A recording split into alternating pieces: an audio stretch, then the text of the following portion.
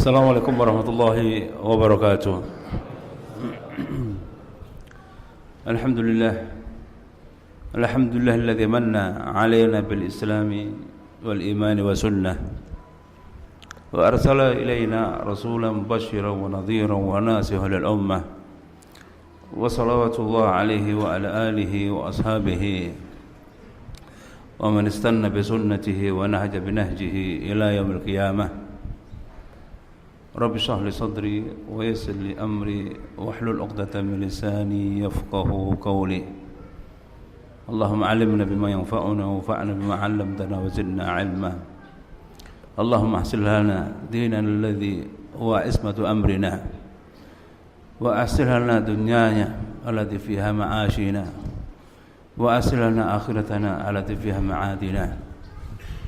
اللهم اجعل الحياة زيادة لنا في كل خير واجعل الموت راحة لنا من كل شر.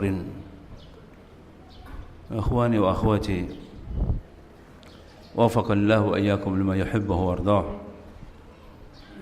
Alhamdulillah, segala puji bagi Allah Subhanahu wa taala atas nikmat yang Allah telah limpahkan kepada kita semuanya, sehingga kita bisa hadir di majlis mubarak, majlis yang insyaallah mulia. Pada kesempatan ini kita akan membahas sebuah masalah yang sangat-sangat penting, masalah yang berkaitan dengan adab kepada pemimpin. Kenapa kita bicara tentang masalah ini, dan kenapa saya katakan masalah ini masalah yang sangat penting? Karena tidak ada dalam kitab akidah, baik yang dikarang oleh para ulama mutaqaddimin ataupun ulama mutaakhirin, melainkan di sana pasti mencantumkan tentang masalah adab kepada para pemimpin, tentang wajibnya taat sama wa ta'ah kepada para pemimpin, dan juga penyimpangan dalam masalah ini. Prinsip Ahlus Sunnah wal Jamaah dalam berta'amul dengan pemimpin ini bisa mengantarkan kepada masalah yang sangat besar, musibah yang sangat azim. Penyimpangan yang berkaitan dengan masalah ketaatan kepada pemimpin ini akan menimbulkan berbagai macam musibah, konflik, seperti yang kita lihat pada saat ini negara-negara Islam di Tunis, di Libya, di Mesir, di Suriah, di Yaman, bahkan di negara kita ini. Kasus di Aceh, GAM ya, pemberontakan. Itu berapa banyak korbannya? Berapa banyak wanita yang kehilangan suami, dan berapa banyak anak yang menjadi yatim, dan berapa banyak harta nyawa yang kemudian hilang, tertumpahkan begitu saja. Sebabnya karena apa? Karena jahilan mereka terhadap masalah ini. Karena kejahilan mereka terhadap masalah dan prinsip ini, sehingga akhirnya sebagaimana kita lihat di Yaman, pemberontakan, di Suriah, korban terus berjatuhan, tidak pernah berhenti sampai sekarang, ratusan ribu, dan seterusnya. Di Irak, pemberontakan, dan seterusnya. Ini karena apa? Karena kejahilan kaum muslim terhadap prinsip ini, terhadap manhaj Ahlussunnah wal Jamaah di dalam masalah apa? Ta'amul wa adab dengan para pemimpin. Oleh sebab itu menjadi kewajiban kita semuanya untuk bertawasul, untuk memahami benar-benar kaidah ini, adab ini, sehingga kita tidak terjatuh pada penyimpangan yang kemudian menyebabkan berbagai macam masaib, darah, harta, nyawa, dan seterusnya. Lalu sebagaimana yang ditetapkan oleh para ulama, dan itu selalu ada dalam kitab-kitab akidah tentang wajibnya untuk taat kepada para pemimpin. Di antara dalil yang menunjukkan tentang wajibnya dan taat kepada para pemimpin adalah firman Allah SWT dalam surat An-Nisa ayat 59. Ya ayyuhalladzina amanu atiullah wa atiur rasulah wa ulil amri minkum fa in tanaza'tum fi syai'in farudduhu ila Allahi war rasul in kuntum tu'minuna billahi wal yaumil dzalika khairu wa ahsanu ta'wila. Wahai orang-orang yang beriman, taatlah kalian kepada Allah, taatlah kalian kepada Rasulnya, dan kepada para pemimpin di antara kalian. Jikalau kalian berselisih pendapat dalam suatu perkara, maka kembalikan kepada Allah, yaitu kepada Al-Quran, dan kepada Rasulnya, yaitu kepada sunnah Nabi SAW. In kuntum tu'minuna billahi wal yaumil akhir, jikalau kalian benar-benar beriman kepada Allah dan yaumil akhir.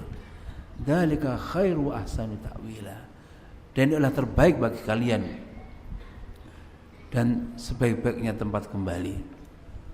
Jelas sekali dalam ayat ini perintah Allah SWT untuk kita semuanya kaum muslimin dan orang yang beriman, taat kepada Allah, taat kepada Rasul, dan juga ini asal. Taat kepada Allah dan Rasul adalah aslun. Kemudian setelah itu taat kepada ulil amri, pemimpin. Itulah tabi, bukan berdiri sendiri. Taat kepada pemimpin bukan berdiri sendiri, tapi apa? Selama mengikuti ketaatan kepada Allah dan Rasulnya.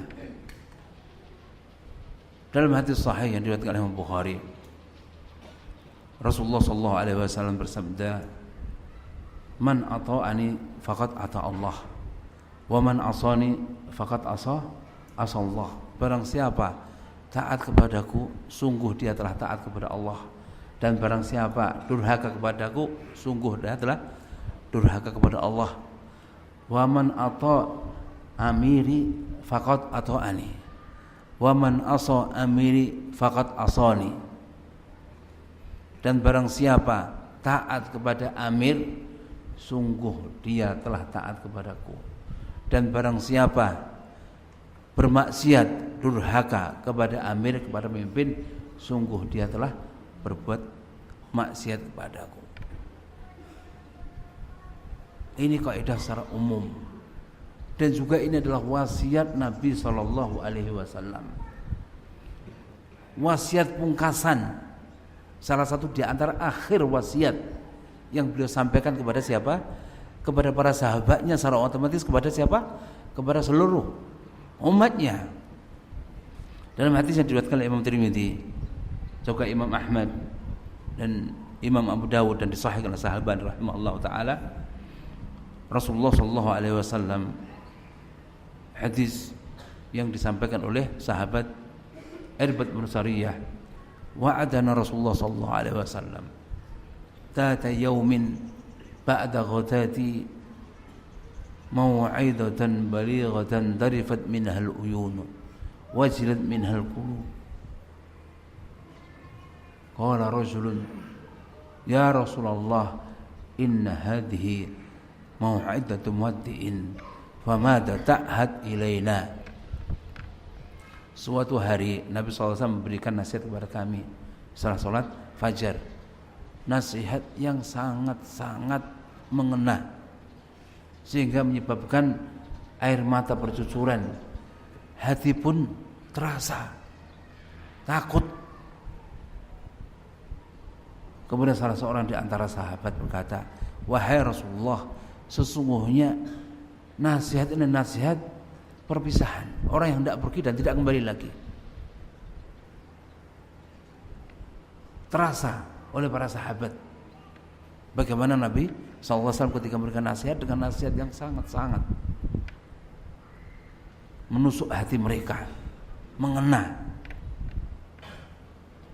Kemudian sahabat ini berkata, wahai Rasulullah SAW, madza ta'had ilaina, ya, madza Rasulullah SAW, apa yang kau wasiatkan kepada kami? Qala Nabi sallallahu alaihi wasallam, usikum bitaqwallah, saya mewasiatkan kepada kalian untuk bertakwa kepada Allah,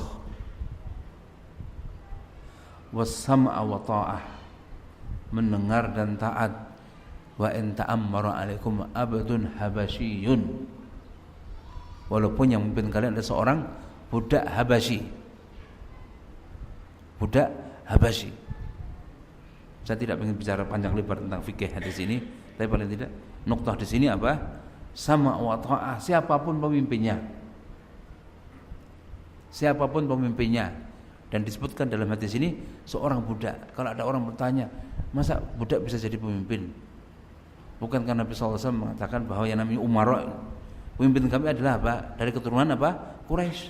Ini kok budak bisa jadi pemimpin? Sebagaimana dijelaskan Syekh Muhammad Shalih Utsaimin rahimahullah taala bahwa kepemimpinan itu bisa terjadi dengan 3 perkara. Yang pertama yaitu apa? Wasiat yang diberikan kepada pemimpin sebelumnya dan menunjuk siapa yang menjadi penggantinya. Sebagaimana terjadi pada zaman siapa? Abu Bakar. Mewasiatkan dan menunjuk siapa? Pemimpin setelahnya siapa? Umar bin Khattab. Atau pemimpin sebelumnya menunjuk ahlul hil wal 'aqd. Ahlul hil wal 'aqd. Beberapa orang yang kemudian memilih salah satu di antara mereka untuk menjadi pemimpin. Dan ini terjadi pada zaman siapa? Umar bin Khattab ketika menunjuk 7 orang sahabat untuk memilih salah satu di antara mereka. Akhirnya terpilih siapa? Utsman bin Affan. Kemudian yang ketiga bil ghalabah. Dengan apa? Dengan paksa. Dengan paksa. Akhirnya dia menjadi pemimpin, baik dengan menggulingkan atau kemudian dengan memberontak dan seterusnya. Ini terjadi. Ya, ini terjadi pada masa-masa pemerintahan Islam. Seperti ini. Ada kemudian budak ini seperti itu. Yang ketiga tadi dengan kekerasan menggulingkan pemerintah sampai kemudian dia berpusat. Ya, taib. Ini pun diperintahkan oleh Nabi SAW.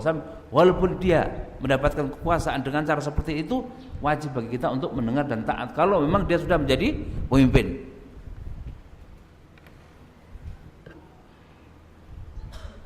Walaupun dia sudah menjadi pemimpin.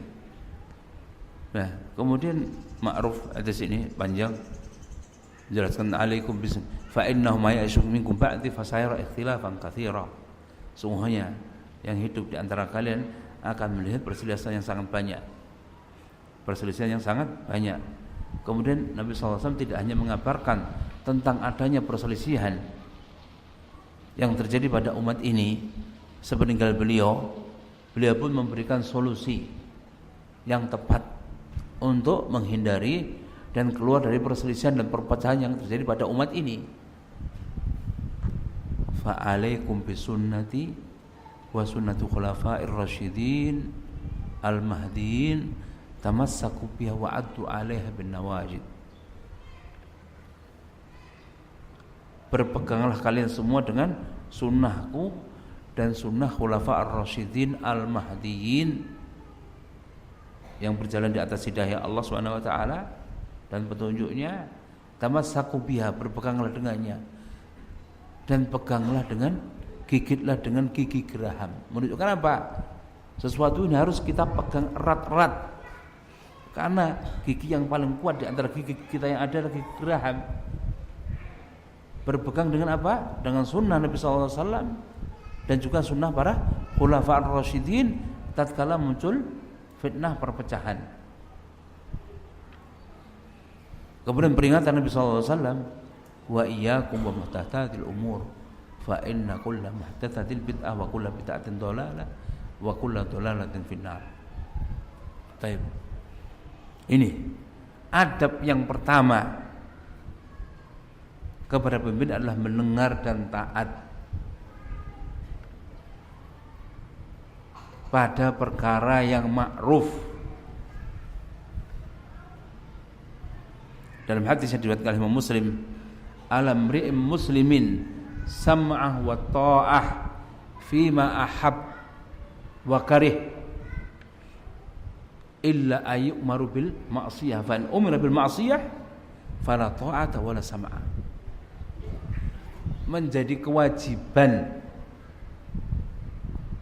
seorang muslim untuk mendengar dan taat kepada pemimpin fima ahabba, pada perkara yang dia senangi, wa kariha, dan apa yang dia benci. Tidak hanya perkara yang dia senangi saja, tapi juga perkara yang dia tidak senangi. Maka wajib baginya untuk mendengar dan taat. Illa ayyamaru bil maksiyah, kecuali dia diperintahkan untuk berbuat maksiat. Idza umira bil maksiyati fala sam'a wala ta'ata. Kalau diperintah untuk berbuat maksiat, maka tidak ada kewajiban kita untuk mendengar dan taat. Maka innama ta'atu fil ma'ruf, ketaatan itu pada perkara yang ma'ruf. Dan kemudian perintah kepada kita untuk mendengar dan taat, ya, dan kita wajib untuk menjalankannya itu dengan dua syarat. Dengan dua syarat. Mendengar dan taat kepada para pemimpin itu dengan dua syarat. Yang pertama, pada perkara al-maqdur alaihi, pada perkara yang dia mampu. Kalau tidak mampu maka gugurlah kewajibannya. Dalam hadis diriwayatkan oleh Imam Bukhari rahimahullahu taala, para sahabat berkata, kunna nubayyi'u Rasulullah sallallahu alaihi wasallam fayaqulu lana fi mastata'tum. Kami berbaiat kepada Nabi sallallahu alaihi wasallam. Kemudian beliau berkata kepada kami, pada perkara yang kalian mampu. Dalam perkara yang wajib saja Allah tidak membebani kita kecuali apa? Kita mampu melakukannya. La yukallifullahu nafsan illa usahaha. Allah tidak membebani kepada kita kecuali apa yang kita mampu. Itu Allah SWT. Dan juga memimpin. Kalau kemudian kita mampu melakukannya dengan segala kesungguhannya, dengan segala kesungguhannya, tanpa tafrid wala ifrat, tidak terlalu bermudah-mudahan, tapi sungguh-sungguh kita berusaha melakukan. Tapi nggak mampu, sudah gugur kewajibannya. Kemudian yang kedua, syarat yang kedua adalah pada perkara yang ma'ruf. Apabila pada perkara yang maksiat, maka tidak wajib bagi kita untuk mendengar dan taat.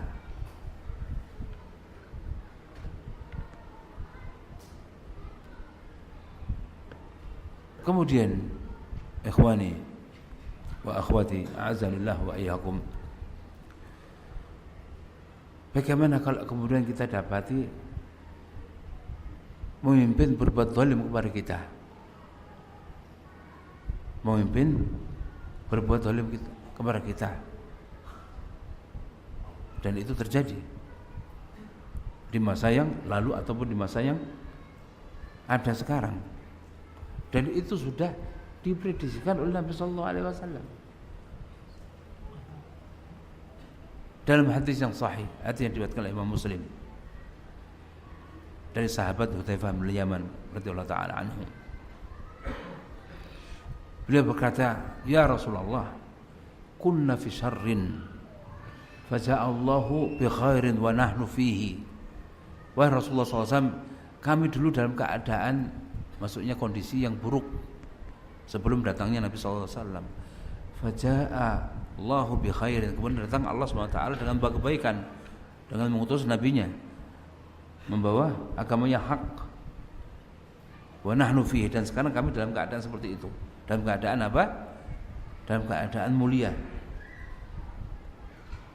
Kemudian faqultu hal min wara'i hadzal khair min syarrin, apakah setelah datang kebaikan ini datang berikutnya keburukan di belakang kebaikan ini, apakah datang keburukan? Qala na'am, akan datang keburukan setelah datangnya kebaikan, yaitu setelah datangnya Nabi sallallahu alaihi wasallam. Qultu hal min wara'i hadza syarr min khairin, apakah di belakang keburukan akan datang juga kebaikan setelahnya? Qala na'am, ya. Thumma qultu hal min wara' hadza khair min syarr, apakah setelah kebaikan keburukan kemudian kebaikan keburukan lagi datang keburukan lagi? Qala Nabi sallallahu alaihi wasallam, na'am, ya. Kaifa dzalika ya Rasulullah, bagaimana itu terjadi? Faqala Nabi sallallahu alaihi wasallam, sayati min ba'di a'immatun, akan datang setelahku para pemimpin, la yahtaduna bi hadi wa la yastannuna bi sunnati, mereka tidak memberikan petunjuk sebagaimana petunjukku dan tidak menjalankan sunnahku. Yaqumu fihim rijalun, ada pada mereka orang-orang, qulubuhum qulubus syayatin fi jusmanil ins, ada pada mereka orang-orang yang hati mereka itu seperti hatinya setan pada badan manusia. Rijalun qulubuhum qulubus syayatin, Nabi SAW mengatakan hati mereka seperti setan yang ada pada tubuh manusia. Qultu ya Rasulullah, kaifa asna'u dzalik in adraktuhu. Coba ini perkataan sahabat Hudzaifah bin Yaman. Wahai Rasulullah SAW, apa yang hendak aku lakukan kalau aku menjumpai masa itu? Apa nasihat Nabi SAW? Qala tasma'u wa tuti'u wa in ukhidha maluk wa duriba dhahruk fasma' wa ati'.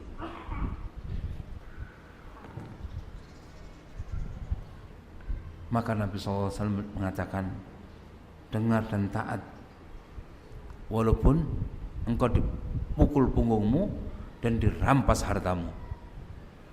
Dengar dan taat. Jelas sekali dalam hadis ini bahwasanya Rasulullah SAW telah memprediksikan, menggambarkan bahwa nanti akan datang pemimpin. Pemimpin itu dari kalangan kita. Jangan berbicara tentang orang kafir ya. Pemimpin itu dari kalangan kita,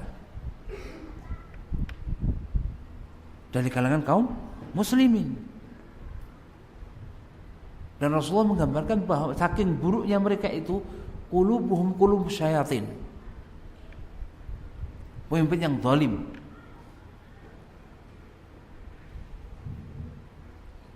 Dan apa nasihat Nabi sallallahu alaihi wasallam ketika kita menghadapi kejadian seperti ini? Tidak ada solusinya kecuali apa?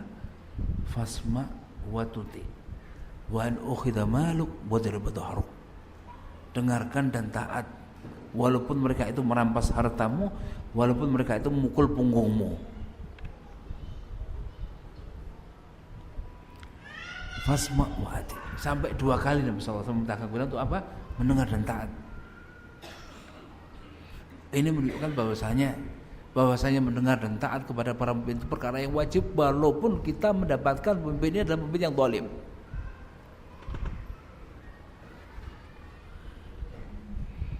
Dalam hadis yang lainnya, Rasulullah SAW telah bersabda, itu diriwayatkan oleh Bukhari dan Imam Muslim,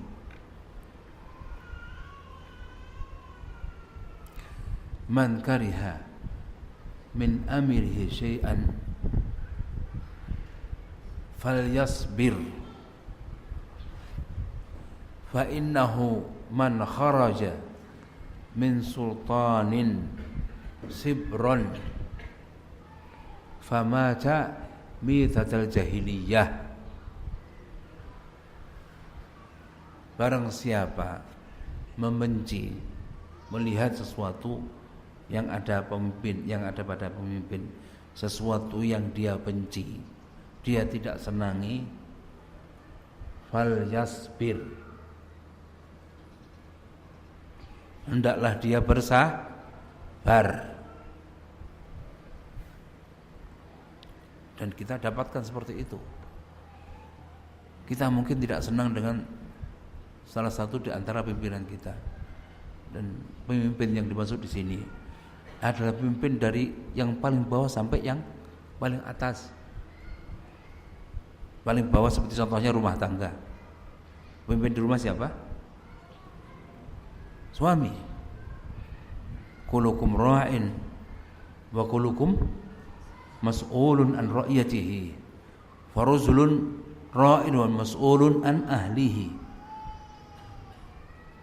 Ini paling rendah.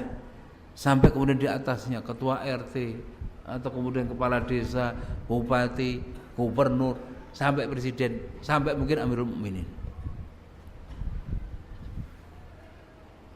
Selama dia adalah seorang muslim,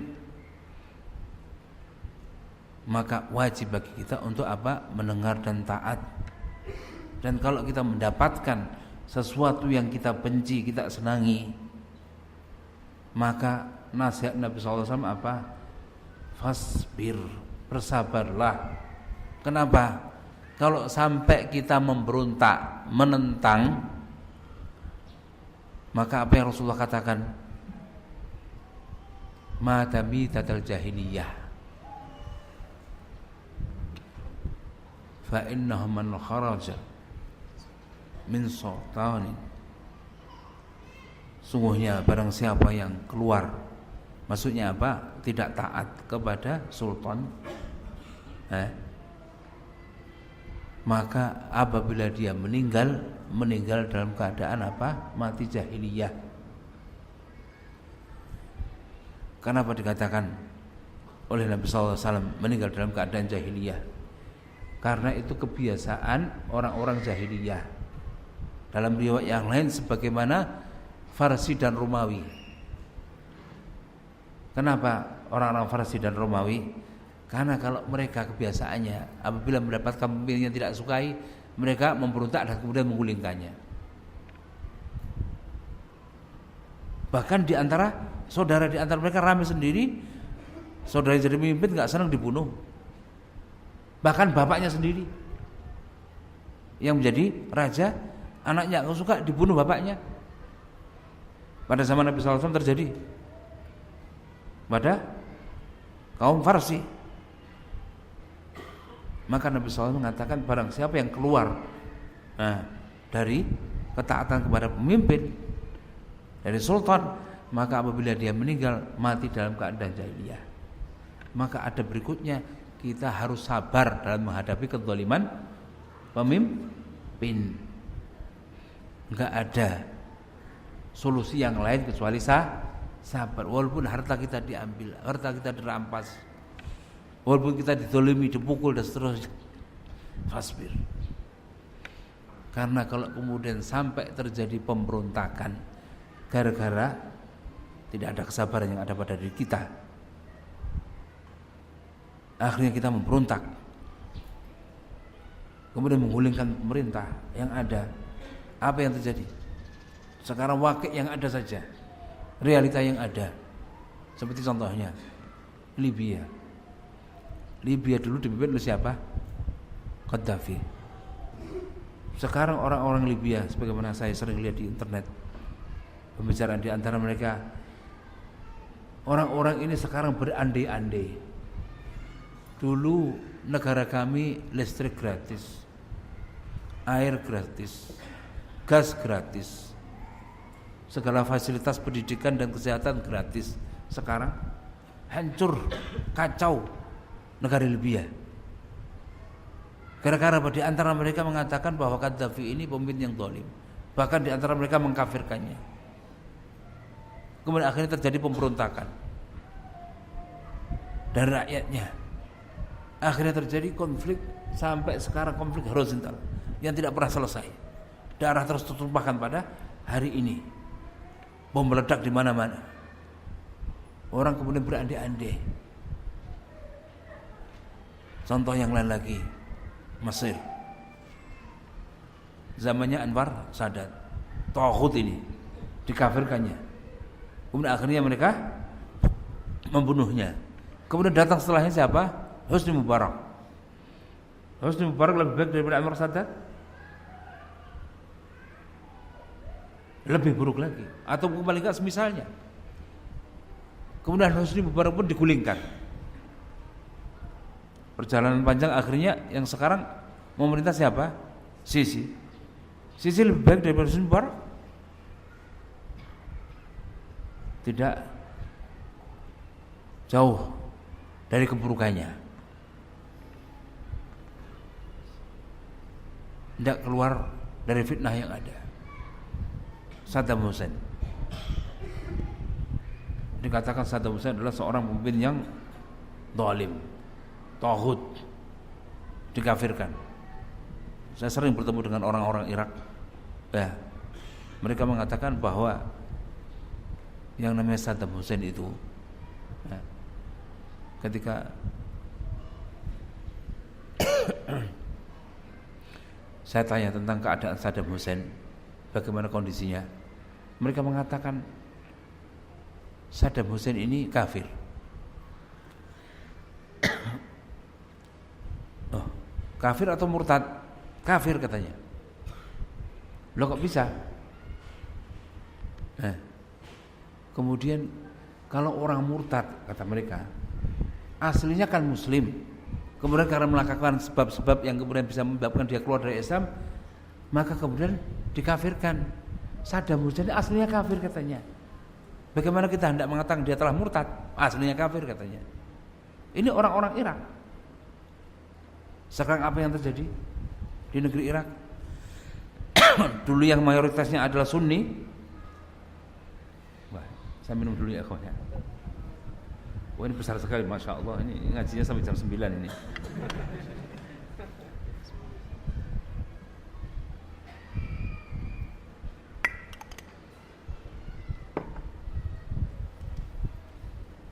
Ya, dulu 1 dinar itu sama dengan 3,5 dolar Amerika. 1 dinar Irak itu sama dengan 3,5 dolar Amerika. Sekarang hancur-hancuran negaranya. Yang dulu mayoritasnya Sunni sekarang menjadi apa? Sunni minoritas. Mayoritasnya siapa? Syiah. Yang berkuasa siapa? Syiah. Kaum muslim di sana diusir, dibantai sampai hari ini.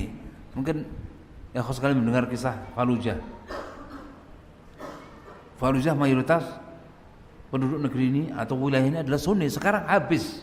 Sekarang dikepung habis-habisan. Diblokade oleh orang Syiah. Coba.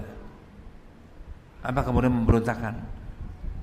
Mendatangkan kebaikan dengan cara seperti ini? Sebabnya apa? Karena tidak sabar. Akhirnya Allah SWT kuasakan kepada mereka orang yang lebih zalim. Dulu dikuasai oleh siapa? Saddam. Sekarang dikuasai oleh siapa? Syiah. Ini realita yang ada di depan kita. Maka ada berikutnya apa? Sabar terhadap kezaliman penguasa. Tidak boleh kemudian kita memberontak. Kalau ada orang mengatakan, Ustaz, ini pemimpin yang kafir, kita tidak wajib untuk mendengar dan taat. Loh, bagaimana engkau hendak mengkafirkan pemimpin ini? Negaranya negara Muslim. Saya tidak mengatakan negara Islam ya. Negara ini adalah Muslim. Kalau negara Islam, negara kita ini tidak mengakui. Yang mereka akui apa? Bahwa dasar hukum negara ini adalah apa? Undang-undang dasar Pancasila. Sehingga kita tidak mengatakan bahwa negara Islam, tapi negara ini adalah negara Muslim. Kenapa? Karena mayoritas rakyatnya adalah Muslim, pemimpinnya juga Muslim. Syiar-syiar Islam juga tampak sekali di sini. Salat 5 waktu ditegakkan, salat Jumat ditegakkan, masjid adzan dikumandangkan, dan syiar-syiar Islam yang lainnya. Negara ini adalah negara Muslim. Kemudian mereka mengatakan, enggak, negara-negara ini negara kafir, pemimpinnya juga kafir. Tapi dasar hukumnya, dalilnya mana? Mereka mengatakan Allah SWT telah berfirman, "Wa man lam yahkum bima anzalallah fa ulaika humul kafirun." Barang siapa yang tidak berhukum dengan hukum Allah, maka mereka adalah orang-orang kafir. Walaupun ayat ini tidak berdiri sendiri, karena ada ayat yang lain Allah SWT mengatakan, "Wa man lam yahkum ma anzalallah fa ulaika humul fasiqun fa ulaika humudz zalimun." Mereka adalah orang fasik, mereka adalah orang zalim. Orang-orang bahlul ini, orang-orang jahil ini menganggap sama saja. Hukum fasik sama dengan zalim, zalim sama dengan kafir. Sementara para ulama ini ada maratibnya. Orang kafir berbeda dengan orang fasik. Orang fasik bukan orang zalim dan seterusnya. Nah, enggak, mereka adalah orang kafir. Taib. Kenapa? Karena mereka tidak berhukum dengan hukum Allah. Taib. Siapa yang berkewajiban untuk melaksanakan hukum Allah, menerapkan hukum Allah, menjalankan syariat Allah? Siapa? Mereka mengatakan pemimpin. Taib. Hanya pemimpin saja? Rakyat tidak berhak dan tidak wajib untuk menjalankan syariat Allah, berhukum dengan hukum Allah? Ya, katanya. Kenapa itu membedakan antara rakyat dengan hakim dengan mahkum? Kewajiban untuk menjalankan syariat Allah itu tidak hanya kepada pemimpin saja, tapi juga kepada kaum muslimin. Taib. Iya enggak? Iya. Semuanya. Rakyatnya, pemimpinnya wajib untuk berhukum dengan hukum Allah, menjalankan syariat Allah. Taib. Kalau kemudian orang makan uang riba, menyimpan uang di bank, kemudian mengambil hasil dari ribanya, berhukum dengan hukum Allah enggak? Berhukum dengan hukum Allah enggak? Enggak. Bagaimana hukumnya? Kafir? Kafir? Kalau menurut mereka kafir, karena tidak berhukum dengan hukum Allah. Taib. Wanita muslimah tapi tidak pakai jilbab, berhukum dengan hukum Allah enggak? Enggak. Muslimah kafirah?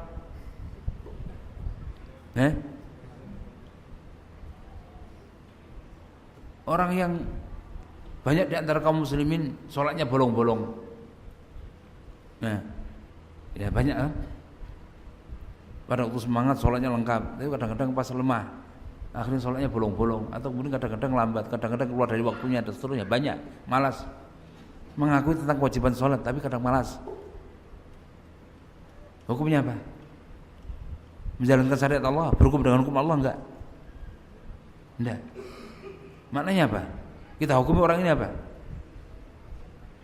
Kalau menurut pendapat mereka bahwa ini adalah orang kafir. Sekarang adakah di dunia ini manusia yang tidak pernah jatuh pada perbuatan dosa? Ada enggak? Dosa besar, kalau dosa kecil mungkin tidak jatuh pada perkara hasad, namimah, ghibah dan seterusnya. Ada enggak? Ada yang selamat dari dosa besar? Syirik, syirik asghar, namanya riya. Ada yang selamat dari dosa riya? Enggak ada. Bagaimana hukumnya? Karena semuanya pasti akan pernah jatuh pada perbuatan dosa. Kul ibnu Adam khata'un wa khal khata'in tawwabun. Semua Bani Adam pasti apa? Akan jatuh pada perbuatan dosa. Tidak ada yang enggak. Maka hukumnya apa? Kafir semuanya. Terus yang tersisa menjadi seorang muslim siapa? Itulah kenapa para ulama membuat kaidah bahwasanya salah satu di antara ciri-ciri Khawarij adalah mengkafirkan para pelaku dosa besar. Dari sisi inilah mereka mengkafirkannya. Sementara para sahabat. Salah satu di antaranya siapa? Sahabat Abdullah bin Abbas ketika menafsirkan ayat ini, bahwa yang dimaksud al-kufur duna kufrin, kufur asghar yang tidak mengeluarkan dari millah, kecuali nanti ada maratibnya. Orang yang tidak berhukum dengan hukum Islam sampai kemudian dia dihukumi sebagai orang kafir. Dan itu tugasnya para ulama. Bukan setiap orang di jalanan kemudian menghukumi orang kafir gara-gara tidak berhukum dengan hukum Allah, nggak bisa. Ini salah satu sebab dan mendorong mereka untuk kemudian memberontak kepada pemerintah. Karena apa? Pemerintah dianggap sebagai pemerintah yang kafir, pemimpinnya menjadi orang kafir, dan orang yang bekerja, tentaranya, polisinya, semuanya kafir. Maka kewajiban kita adalah bersabar dalam menghadapi pemimpin yang zalim. Kemudian ada berikutnya adalah apa? Ada berikutnya adalah memberikan nasihat kepada pemimpin. Setelah bersabar terhadap kezaliman pemimpin di antara kita, maka ada berikutnya apa? Kewajiban kita memberikan nasihat kepada para pemimpin. Nabi SAW bersabda, ad-dinu nasihah. Qulna liman ya Rasulullah? Agama itu nasihat. Kepada siapa wahai Rasulullah? Qala lillahi wa li rasulihi wa li kitabihi wa li a'immatil muslimin wa ammatihim. Kepada Allah, kepada Rasulnya, kepada kitabnya, dan kepada para pemimpin kaum muslimin dan ammahnya, dan kaum muslimin yang lainnya. Dan juga Nabi SAW bersabda dalam hadis yang diriwayatkan oleh Imam Muslim, innallaha yarda lakum thalathan. Sungguhnya Allah ridha kepada kalian 3 perkara. An ta'buduhu wa la tusyriku bi syai'a, wa an ta'tasimu bihablillahi jami'an wa la tafarraqu, wa an tunasihu man wallahu amrakum.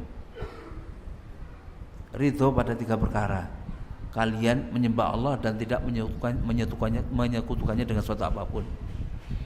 Kalian berpegang teguh dengan tali Allah, dan janganlah kalian berpecah belah. Dan apa? Antunasihu.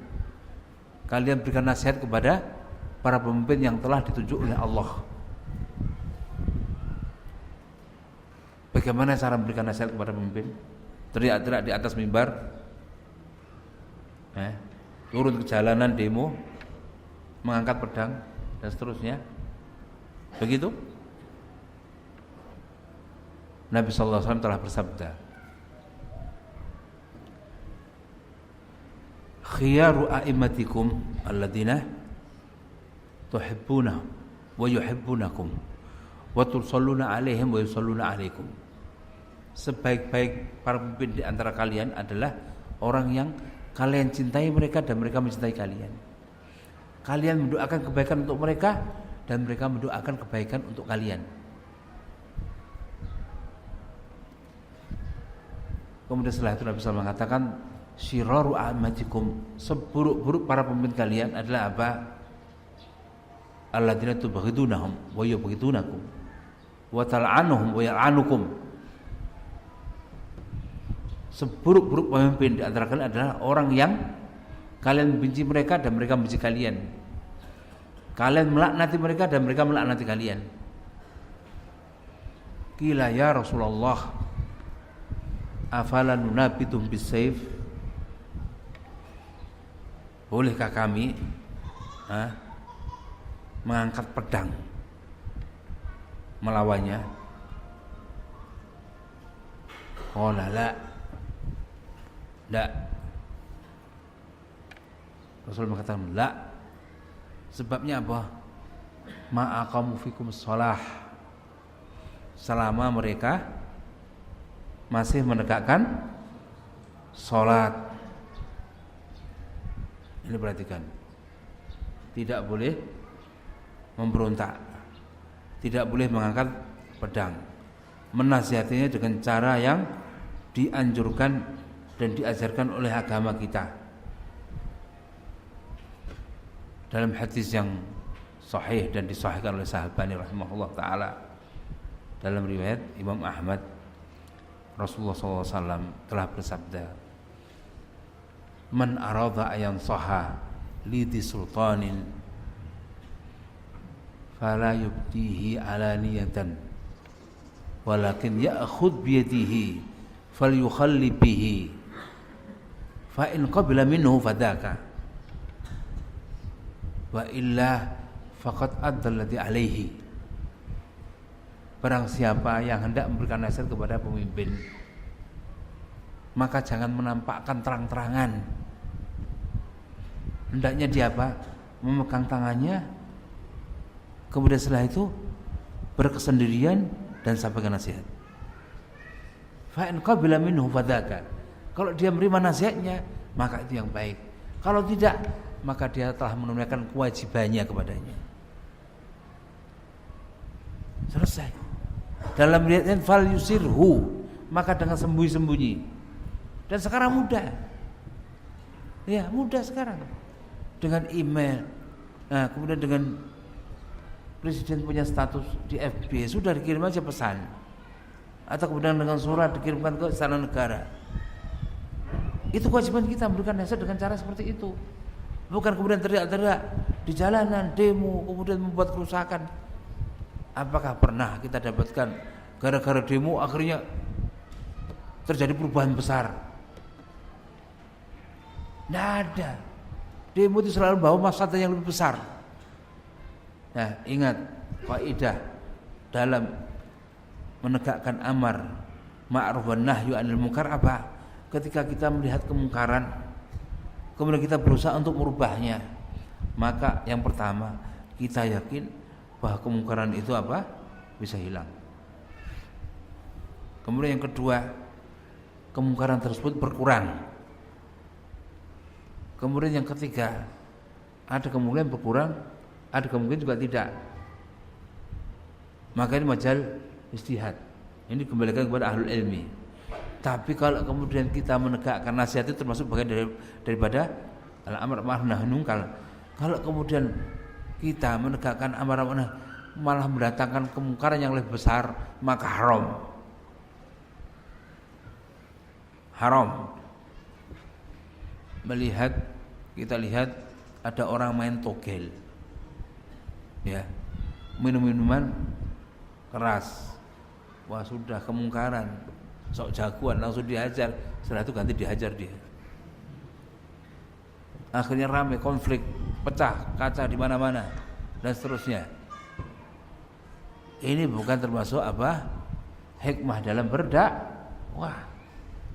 Apa sesulitnya kalau kita datang kepada mereka? Kalau kita mampu, kita datang kepada mereka. Ya akhi, ini perbuatan mungkar yang antum lakukan ini akan memberikan kemudaratan kepada dirimu, bukan kepada orang lain. Yang pertama, rugi adalah dirimu. Kita nasihati, selesai. Kalau enggak, kita datang ke polisi. Karena aparat keamanan adalah orang yang punya tangan, punya kekuasaan. Man ra'a minkum munkaran falyughayyir bi yadihi. Barang siapa di antara kalian melihat kemungkaran, maka dia merubah dengan tangannya. Tangan ini maknanya apa? Kekuasaan. Datang ke Pak Polisi. Pak Polisi, di sana ada orang main togel. Pak Polisi, di sana ada orang minum-minuman keras. Kalau dia minum-minuman di rumah, yang urusan dia. Tapi kalau kemudian keluar rumah akhirnya berbuat kerusakan, maka tugas polisi. Ya sudah, nanti saya akan tangani. Kalau enggak ditangani, dosanya ditanggung Pak Polisi. Selesai. Kewajiban kita apa? Sudah, kita penuhi. Faqad adzallati alaihi, maka dia telah menunaikan apa? Kewajibannya. Selesai. Demikian juga pemimpin, ketika kita memberikan nasihat kepada pemimpin, wahai pemimpin, wahai Bapak yang mulia, semoga Allah SWT meneguhkan Bapak di atas agama yang mulia ini dan seterusnya. Kemudian kita nasihati dengan baik, dengan hikmah, dengan tulisan yang bagus. Kita kirimkan. Alhamdulillah kalau kemudian beliau menerima nasihatnya. Kalau kemudian akhirnya kita teriak-teriak, saya telah menasihati Bapak Presiden, tapi dia tidak mau mendengar nasihat saya, dan akhirnya teriak-teriak dia. Ini orang zalim. Orang zalim. Memaksakan orang untuk menerima nasihatnya orang zalim. nasihat itu adalah ibadah. Seharusnya kita harus menjaga keikhlasan kita, nggak perlu teriak-teriak di medsos. Oh, saya telah memberikan nasihat kepada presiden, ini loh surat saya. Wah, masya Allah. Akhirnya muncul apa? Ria. Ingat, diterima dan tidaknya nasihat kita itu haknya Allah, hak prerogatif Allah. Karena taufik itu apa? Di tangan Allah. Hati hamba di tangan Allah, membolak-balikkan sebagaimana Allah kehendaki. Bukan kemudian kita maksa orang lain. Innama anta mudzakir lasta alaihim bimusaitir. Kewajiban kamu apa? Mengingatkan, bukan untuk memaksa. Wa ma alaina illal balaghul mubin. Kewajiban para rasul apa? Menyampaikan penjelasan wahyu dengan cara yang hikmah dan bijak. Bukan kemudian memaksa orang lain. Tidak ada. Diterima alhamdulillah. Fa an qabila minhu wadaka. Wa illa faqad adallati alaihi. Kalau dia terima alhamdulillah. Kalau tidak maka sungguh dia telah menunaikan kewajibannya. Dan pahalanya insya Allah akan sampai. Diterima atau tidak oleh orang yang kita berikan nasihat, insya Allah pahalanya itu sesuai dengan kadar keikhlasan kita. Selesai sudah nasihat dengan cara yang baik, dengan cara yang sembunyi-sembunyi, tidak kemudian terang-terangan. Kok jangankan presiden, kita saja kalau dinasihati oleh orang lain, ya fulan, teriak-teriak depan mata kita, dah orang baik, kita siap nggak kita? Nggak ada yang siap dengan cara seperti itu. Apalagi pemimpin di atas mimbar, di medsos, di jalanan, teriak-teriak, mengungkapkan keburukan pemimpin dan seterusnya. Ini tidak menambah dan tidak mendatangkan kebahagiaan, bahkan akan memunculkan kerusakan. Kemudian adab berikutnya setelah memberikan nasihat kepada pemimpin adalah apa? Mendoakan kebaikan kepada para pemimpin. Mendoakan. Sebagaimana disebutkan oleh Syekhul Islam Ibnu Taimiyah rahimahullah taala, menukil dari perkataan Imam Fudail bin Iyad rahimahullah taala, beliau berkata, "Lau kana li da'watun mustajabatun la ta'atu li sultanin li anna salahum salahul bilad wal ibad." Kalau aku memiliki satu doa yang mustajab, tentu aku akan peruntukkan kepada pemimpin. Karena kebaikan mereka adalah kebaikan bagi siapa? Bagi rakyatnya dan bagi negerinya. Ketika salah seorang sahabat mendengar seorang melaknati Hajjaj Ibnu Yusuf Ats-Tsaqafi, kemudian sahabat ini pergi dengan mengatakan, rajulun su'. Walaupun Hajjaj seorang zalim, ma'ruf, tapi ketika diteriak-teriak melaknati dia di hadapan orang banyak, maka sahabat itu mengatakan rajulun su'. Ini orang su', orang buruk ini. Dan kemudian ditaklik sama Imam Dahabi, namanya Abu Bilal ya.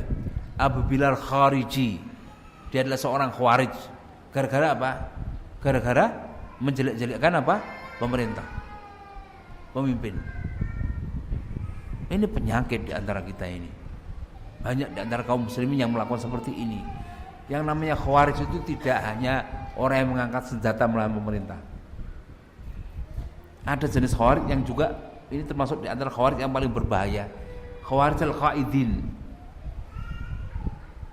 Orang yang apa? Memprovokasi masyarakat untuk menentang pemerintah dengan ucapan dan dengan perbuatan.